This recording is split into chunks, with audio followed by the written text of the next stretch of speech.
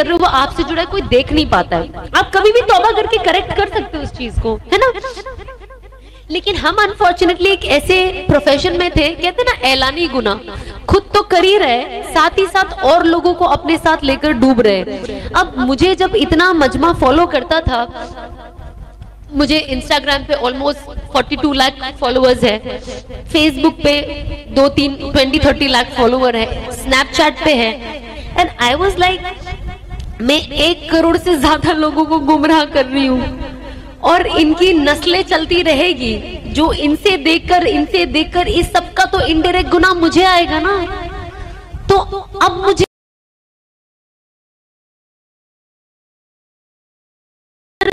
मेरे माँ बाप को भी होगा, क्योंकि अल्लाह तो उनसे सवाल करेगा ना कि आपको मैंने,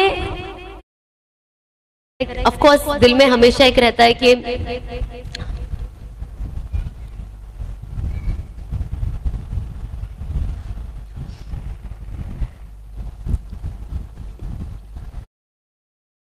निकाह में हम मिले एंड क्योंकि अनस की इनके हस्बैंड रज़ाक भाई से बहुत अच्छी पहचान है, मेरा कब इनसे ताल्लुक जुड़ गया मुझे पता ही नहीं चला, जबकि हम लोग very different people, but obviously change होने के बाद मैं एकदम ही ऐसी, मतलब मैं बहुत जल्दी घुल मिल गई हर चीज, मतलब यू नो लाइफस्टाइल में, हर चीज में। तो अल्लाह ने ऐसे लोगों को जोड़ते गए मेरे साथ, और साथ ही साथ मैं कोशिश करती हूँ कि मैं और लोगों को, जो लोग मेरे जैसे बेचारे थोड़े पीछे रह गए, मैं उनको भी अपने पास बुलाती जाऊं। और देखो, दावत देने का काम ना मोहब्बत का है, जो दावत है वो काम ही मोहब्बत है। वो आप चिल्लाकर, किसी पे जोर जबरदस्ती करके, डंडे मार के आप नहीं कर सकते हो। मैं भी घर वालों के साथ कर सकते हो, बट बाहर ये काम नहीं हो सकता। मेरे घर में तो मुझे इंस्पेक्टर ही बुलाते थे। मेरी मम्मी तो पहले ये कहती थी, जब मैं उम्रा करके नया नया हम आने लगे और मैं नमाज की एकदम पाबंद, एकदम फुल ऑन 5 वक्त ऑन टाइम, मुझे ऐसा लगता था वाओ, अब मैं अगर पढ़ती हूँ तो कोई 5 मिनट भी लेट नहीं होना चाहिए, मैं इतनी स्ट्रिक्ट हो गई थी। तो मेरी मम्मी कहती है, मतलब अगर तूने दिन का काम शुरू किया तो डंडे मार के मुसलमान बनाएगी लोगों को, मतलब मम्मी लोग का ये लैंग्वेज होता है। एंड जब चीजें लास्ट ईयर मेरे अंदर चेंज होने लग गई ना, तो मैं बहुत, एक होता है ना जब आप जो चीज में ज्यादा घुस जाओ ना, जुनून हो जाता है, बहुत जुनून हो जाता है। मैं अभी थोड़ा रिलैक्स, मैं जब दावत पे काम शुरू कर, ऐसे नहीं कर सकती हूँ मैं, तो घर वालों के साथ मुझे ऐसा लगता है कि क्योंकि आपके पेरेंट्स की एज आपसे बहुत ज्यादा होती है, करेक्ट। ऑफ कोर्स दिल में हमेशा एक रहता है कि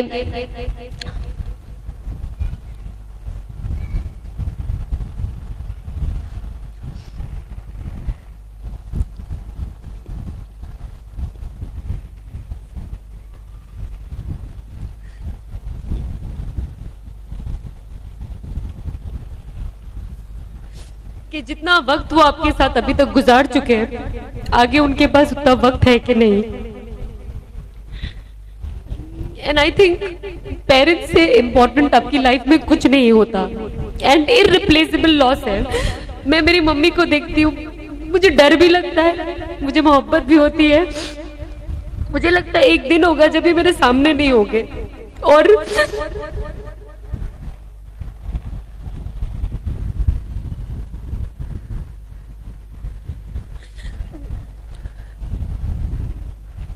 तो जाहिर सी बात है, हम कोशिश करें कि हम अपने माँ बाप, अब जब आपके साथ है तो आप उनकी इज्जत करें, उनसे प्यार करें, और जो भी उनकी डांटों को, उनकी बातों को सीरियसली ना ले, इतने सीरियसली ना ले, क्योंकि वो आपके लिए खैर ही चाहते हैं। और मुझे तभी ऐसा था कि जब मैं चीजें सब पढ़ने लग गई और सब सीखने लग गई, तो मुझे पता चला कि यार मैं जो गलत करूंगी इसका असर मेरे माँ बाप को भी होगा, क्योंकि अल्लाह तो उनसे सवाल करेगा ना कि आपको मैंने इनकी माँ बना के क्यों भेजा, कि आप इनको सही रास्ता दिखा सके, लेकिन ये पूरी जिंदगी गुमराह रही, आपने क्या किया।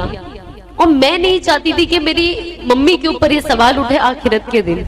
तो मैं नहीं चाहती हूँ कि मेरी मम्मी सिर्फ इस दुनिया में खुश रहे कि मैं काम कर रही हूँ, उनके लिए एक्सपेंसिव कपड़े ला रही हूँ, इन्हें घुमाने लेके जा रही हूँ, पर इनकी आखिरत जीरो कर रही हूँ, एक ऐसा काम करके जो गैर मुनासिब है।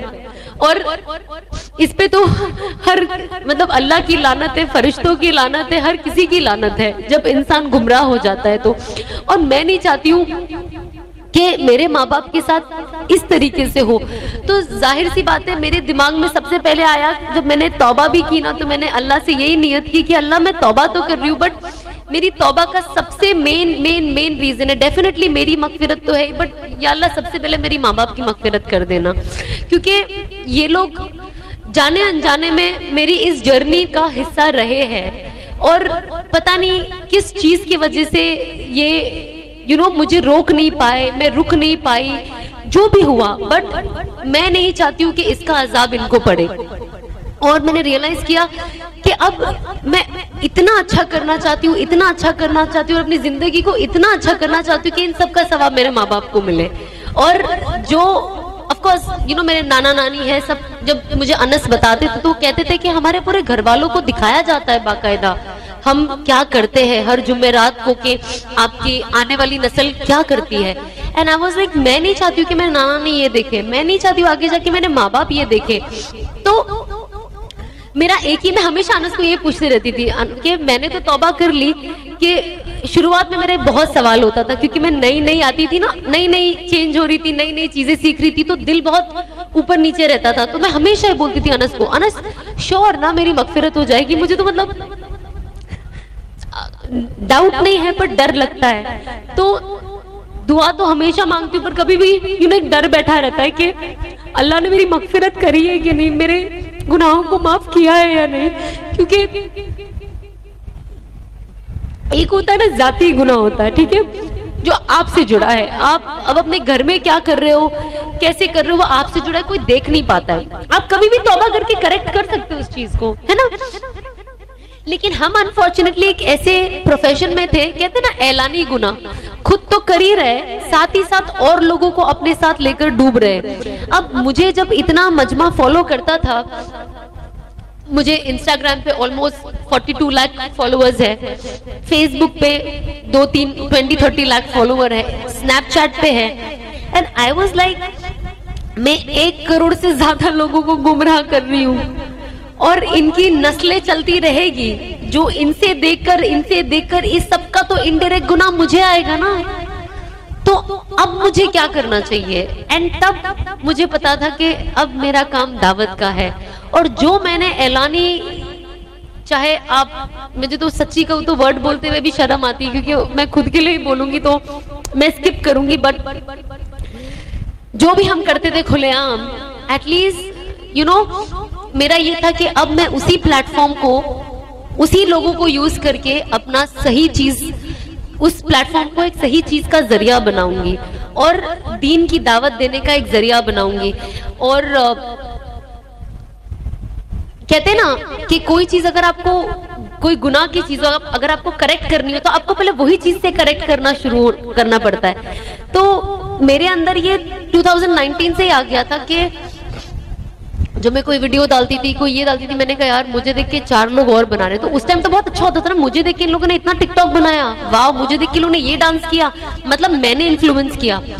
अब प्रोफेशन में है तो कर भी रहे, लेकिन अंदर ही अंदर लग रहा है कि यार ये इतने सारे लोग क्या कर रहे हैं, और मैं कैसे बोलूं कि यार ये मत करो, मतलब मैं तो छोड़ने ही वाली हुई है, I am on that verge कि मैं छोड़ने वाली हुई है, मुझे नहीं चाहिए ये, मैं बस ये अभी कर रही हूँ, पर मैं छोड़ने वाली हूँ, मैं मेंटली रेडी हूँ इस चीज को छोड़ने के लिए। लेकिन आप लोग मत करो, क्योंकि सबका माइंड एक जैसा नहीं होता है। मेरा माइंड स्ट्रांग है, मैं बिकॉज मैं हमेशा से इंडिपेंडेंट रही हूँ, लेकिन मैं स्टबन नहीं रही हूँ। आजकल इंडिपेंडेंट लेडीज में या बॉयज में प्रॉब्लम क्या है, इंडिपेंडेंट है ना, स्टबन है। मैं जो करती हूँ वही सही है, मैं जो करता हूँ या करती हूँ बोलती हूँ वही सही है। ये इंडिपेंडेंस का गलत तरीका है। इंसान इंडिपेंडेंट के साथ स्मार्ट होना चाहिए। मैं इंडिपेंडेंट हूँ लेकिन मैं स्टबन नहीं रही, ये चीज गलत है, ये मुझे नुकसान दे रही है, मुझे बदलना है। मुझे अपने ख्याली पुलाव में नहीं रहना है कि नहीं मैं ही सही, मैं ही, मुझे कोई सिखा नहीं सकता, मुझे कोई बता नहीं सकता, मैं इससे ऊपर हूँ, मेरा एक्सपीरियंस इससे ज्यादा है। नहीं, आज मुझे कोई मेरे से छोटा बच्चा सिखा के चले जाएगा जो मुझे नहीं पता हो। तो ये एक चीज मैंने सीखी कि आपको कोई भी सिखा सकता है, एक जाहिल इंसान जिसको अगर दीन की बात करूं तो दीन का कोई नॉलेज नहीं हो, लेकिन कोई ऐसी चीज सिखा दे जो आपने इतनी बुक पढ़ ली तो भी नहीं पता है, और कोई छोटा बच्चा आपको सिखा दे। मेरे घर में तो जितने मेरी ननंदों के छोटे छोटे बच्चे इतने अच्छे अच्छे से दुआ पढ़ते हैं, सारी दुआएं, मैंने कहा लगता है इनसे ही सीखनी पड़ेगी आधी दुआएं मुझे। तो इनको देखकर इतना अच्छा लगता है कि जब मैं इनको देखती हूँ ना मेरे घर में बच्चों को, तो मैं अपना फ्यूचर देखती हूँ उसमें कहीं ना कहीं कि when I have kids this is what I want to see, like यही मेरा